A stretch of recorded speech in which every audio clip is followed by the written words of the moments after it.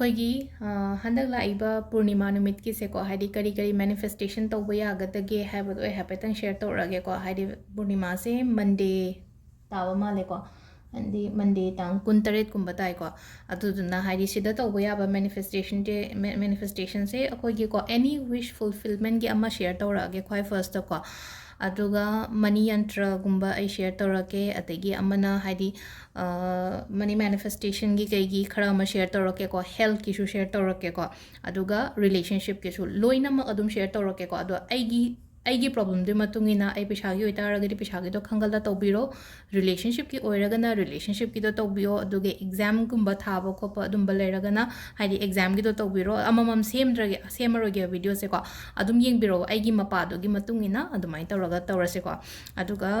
akoigi wish fulfillment ngasai ge na quite first tawasi tawgada basina any kind of wish ki ko haidi any wish haraga di akoina thabak ki ne hairase exam ki ne hairase natraga relationship ne hairase job ki ne hairase si haipetang tawraga yengse ko haidi akoigi ahamba gi keno se ko haidi tawgada manifestation se amma ani ahum mari manga gumba share tawrake haidi 5 gumba dumai tawra share tawrake ko ado keno masoi hayorage ko akoigi keno ge oina ko usu ubirangani ko aina post hagatpada kogi chakhum giga kitang haidi tie up oire ko handak se ko akoina aina relief ta kai da sum mating khra gra tawbo se ado moina keno tawraga phajana happy rabani na haidi somso dum Purnima gi videos ti adum mayam se dum khra su yengi na ko ado mingon da sum pi ba khot pa su phabani na haidi akoina mating gumba tawbining ba leiraga di ko contact tawbiro ko haidi mating kitang do itaraga su lupa hoi aina tawdana kyam budi tawdoino haibai khan basu lerangani ko haidi lupa chama chani na ke dawdoino chama chani do ngasai gi lupa chamna mi chama khatang pira ko matam da help yam oina ko ado chakhung gi do happy yeng syeng bi ko haidi gas ka cylinder kai ka dumaina provide tawbane ko atei chana thakna ba kai ka ga ado akhoi gi di keshu adu yamna keno tawbudi oidrena aduga angamba kitang ko adumaina happy ba yani ko adum aigi number leiba khot pangai contact tawbiro o khatang da orso happy ro ko haidi akhoina tawdoriba manifestation kari class is ko haidi phangbasu oina ba ko haidi mingonda piba matamda akhoina keno ma taw matamda return se yam phazan la idana ko aduna yaraga di ko charity gumba kai gumba kitang so tawbiyo ko yam drago jone haise 100 to 100 rupees haidi aina angamba khara do ko ado sisina khoigi aina kitang fundraise tawbagi hapet ai haire ko video se horko matamda ado keno se ko khoigi khwai first ko aina wish fulfillment gi na haiba se ko belief tau se ba ko ado manifestation je me am di happy na hara pa yaw ko manifestation me am happy se kai gino hai kan se to ko haidi manifestation sing se khara amada ko haidi belief chana ba mi lei water manifestation chana ba mi lei adagi scripting gumba tawba da chana ba mi lei aduduna ko adum tawra yeng biyo ba id belief chana haraga de ko atu atopa kaino lakwa matam Purnima adagi thashi adagi portal lakwa matam da belief adum tawba belief na aingon da khra thuna la e ko le na khalaga din na ta vida water manifestation ja aingon da chana haraga de adugi water manifestation gi kaino da tawbiyo ba dum aduduna hai makal loin try tawra yeng biyo ba hadi kana khane aingon da ai gi energy siga yam thuna attract over manifestation gumba dum isana dum khang mani ko si sima taw matam da engon da yam thuna la ki haraga di adugi pot gumba da tawbi ba haidar ko ado quite first ko aina je haido je ko hadi wish fulfillment gi say any wish ko wish ama heta quite first the ming ishi ko ai gi ming hara se ne ko ai se da green le rame ko hadi blue ni ira su ke shukai de ko black khatang i bigano id black na iru de ta hairak pa ta yaw ba ko aina black se i gano hamne ko thashi da shina be ai ko black se haidi negativity release on be ko aduga aigi wish hara sine ko aigi wish ai kai hazikti sum keno tawdram ni na ko akoi gi wish ko haidi my wish ko haidi aigi oina karamba wish no ko haidi sum aina ininge ba wish to ko ai sida di utre ko ado aigi wish irani ko sida aigi apamba do exam ni khangde natraga atei lei no ko haidi peshagi ni khangde natraga health ki ni khangde ko hadi na bagi har su ko relationship ni kaina har sin ko adu irase ba ko aduga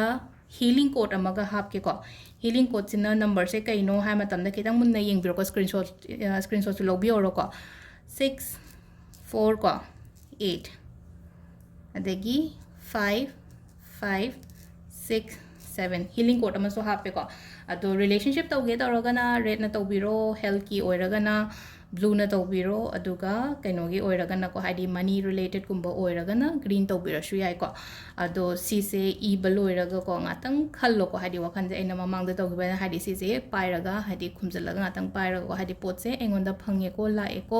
sumaina sigi pot se sigi pesha se natraga sigi pesha se la aga ai sumain tawre ko kaina tungda la ka da myam do hana loina khanba natraga na haidi ai job ne har se ko job se ai khalle kare thaba kaina ga dumain tawro ko haidi oirakadaba poto hana khanbo aneba aduga si se khuna tawgadab se kaino hai kan sita ko si di burn to thokadam ne ko haidi burn to biraga magi ashes se khuna mapanda blow to bioba haidi khuna mamang da haidi no na yeng bangai di khangmoi ko haidi smaina haidi burn to ro mapanda ina blow to tham haidi khangda da imung da kamjan baga su yawen hai ko aduduna haidi hana de yeng bangai di aidi hana gi adugi bhap ta loina khangram ne hai bagi keno da dum shem bane na ko haidi anoba yeng bangai gi haraga si se khuna sumang da da lepaga ngasai gi keno se ko hadi si de gi tarakpa chakhi bagi amu ba myam tholok pa se ko hadi si gi keno se ko ado se khona kamai to gada ge ha kan da just full on come to oga hadi mishala khan bi hadi universe ai gi wish se fulfill oire ko haina dmai to ro ko khoi first ki si le re ko hadi any wish fulfillment gi oina hairaga di ko second da hara se ko second da aina money yantra na haibu do ma ko ai thoga bude han thamme ko si screenshot lobiro green color na haidi khoina mamang da ma'am same green na ko haidi moini yantra adu ada ma'am tawgre na ko si se money yantra ni ko haidi ai gi dukan da thela shuyai ai gi pakshi da hapa shuyai ai gi bag da hapa shuyai ko haidi 11885577224466111033 ko si sima screenshot lobiro si sima sembe yai money yantra ma sembe yai ko si sina ani shure ko aduga mathangi ko mathangi sina khoina tawbase kai tawbo yagadage hai kande ko paper ama lawrase ko plain paper ama lawrase ko aduga khoina sida hapkadabase kai no hai kanse da ching katang hapse ko sida ching katang hapani aduga इलायची अमा हापियो को cinnamon powder hapo ko cinnamon powder se ai table da hojik leiram dra yam hogal aroge powder leite hairagana stick kumboin hapase ko cinnamon powder oragana haidi powder hapiyo ai tang aina jikeno leite haba dagi cinnamon powder leite ba hairak pa ko ataga de stick adum hapiyo leiraga di powder hapiyo ko ado aina sida haidi aina ai se ai video number haidi asom ge ka da le hora male do haptre ko aduna powder hapiyo si je ko ado kano leitragana stick se dum hapo ko shukai de powder phangdaba ngai gi oina hairaga di ko ado sida hapi se ching le cinnamon leire keno leire ko aduga si se akoina sisu money ritual makhalam ne ko haidi money spell hai tare ko sisina ado si phajana thupsalaga sisu burn to thok toine ba sigi pot se maso sigi si swaina thupsalan ko aduga si je mai thadok pyo ko si se ma to ba yare ko adi sisina ahum sure ko sisina pesha gi oina leire pesha gi amaga I share tawrake ko ma'am da mathangi sena akoigi glass ki jar ama lawrani na ko glass ki jar sida akoina hapkadabase kai no hai kan sida ching khatang hap se ko khwai first ko ching se phai ko aina money bag ta so hapon hai ko ching maru kuma thoi ga sum hap se ko ching kitang hap se khwai first ko hai de akoigi money jar sem bai sida na ko ching khra hapani cinnamon stick ko ani ahum khatang hap se ko aduga bay leaf ahum loge ko sida bay leaf ahum sida ko haidi positive oiba kaino ngata oina ibiyo ko sida numbers harasine khwai first ko haidi money magnet ki number harasine ko money magnet ki number se 520741 oina ko 520741 ai sida ama kaino leiba do Dare sugumba ko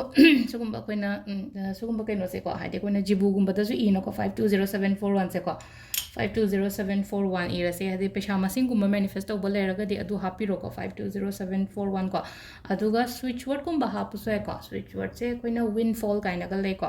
haide windfall se hapu ya ko switch word se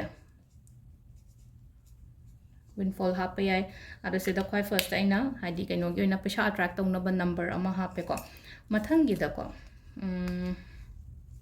kitang harasine ko sum kain paisa ko mari leina ba word oina hapase ko abundance harasine ko abundance prosperity and harase ko prosperity ko belief ahum sida ko haidi amamam kemi drashu ai ko dum hapasu ai ko adusum ininga ga su ibe ai ko smaina haidi positive oiba words kumba kai gumba dumaina ko sisima leire ko aduga 21 coins ko haidi aina smaina kouta de lokhat kan da haidi chap chan 21 su le rame ko 21 coins se ko amamam sum hapsan view sign taro ko haidi wakhan da su khallo ko haidi si aina shemi se si semaga aingonda amu hena aphaba changba ocean ko haibagi ko haidi si sina aigi blockages leramba kholamba mayam ama leibase ngasi dagi leitaba oirasano pisa flow da chang porasano thabak ta oiraga so business kumba toroga so hanaka haragadi yamna fazana grow leina ba ko haidi wakhan je dumaina adugi intention amaga loina na hain intention loina o thajaba thambiyo on hydra ina pot ama tawu matamda adu sise semba yai ko crystal leiragadi happa yai leitragadi kaishu gaide ko haidi crystal happa yai haragadi sida koina happa ya ba se citrine happa yai green aventurine happa yai ko agi sida budi myam leire ko adu sida dum haidi aina hapning ba ama heta happa yai ba sigi keno sida ko crystal je pirate happa zo do kemta haidi leite en haira ne ba crystal je ko ai crystal leite kamai tawni haibe question hang pa yai ko kaishu gaide happa roi se ba ko haidi loina ma haidi available oi ba natabani na ko haidi leiraga happe leitraga to ose ba ko aduga haidi amuk su question jam hang ba ko haidi hachang sengdragadi tawba yabra yadabra haidi sugumba tawbudi kem kaide ko lai khuramba ko ba do bu haidi haibo ani ko tawgono khot kano haidi si manifestations minor ritual macha macha tawbada di kem ta kai ba kem leite aduga yum mang ba khot ba maina tawba yawbada haidi tawba yabra hang kani ko manifestation di loin tawba yai ba sum akoina lai khuramba ko da bu tawna da ba wani na ko haidi manifestation myam si di loina tawba yai ko sisima sur sisima lere ko mari shure ko khoi gi sa last ki relationship ki am khatanga yenga se ko relationship se ko haidi khatna ba haira sine ko haidi motina da ba natraga khatna ba ai gi partner se ga ataraga de khoina kamaina kai kai tawba ya ga da ge hai kan se da ko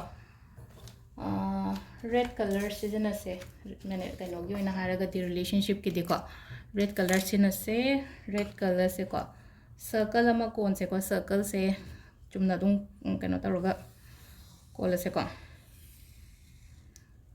circle kole ko sida aigi husband oiro aigi wife oiro aiga khangnari ba mi du oiro ko magi maming hap se ba sida ko sidana mi dugi maming ko aina tawriba aina sum phaningi ba sigi mi siga relationship de phaningi boy taragadi magi maming sida hapasi ko aduga healing code sina mayai da hapse ba healing code se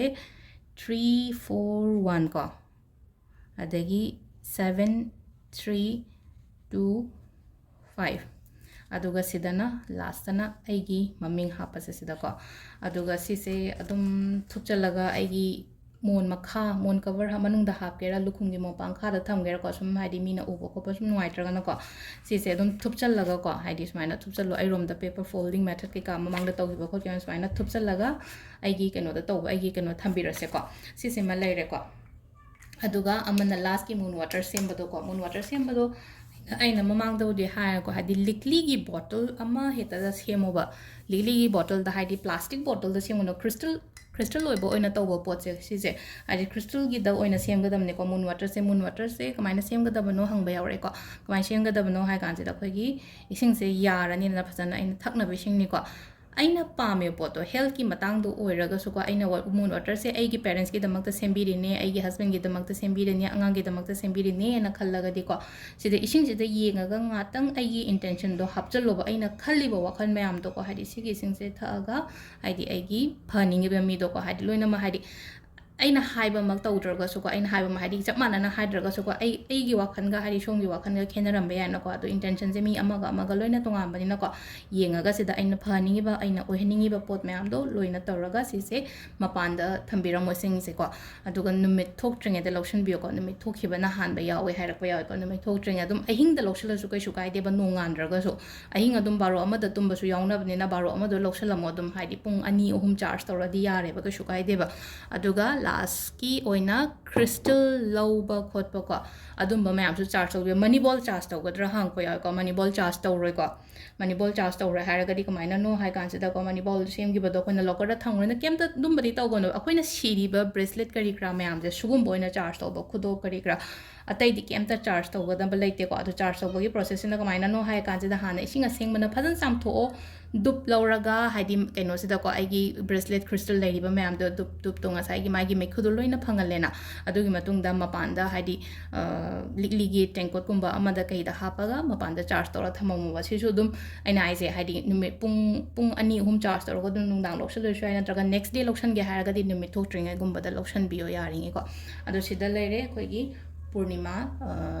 kaino gi numit ki manifestation gi videos ngai se ko mayam try to biro phajana ko yeng se handak su ko thank you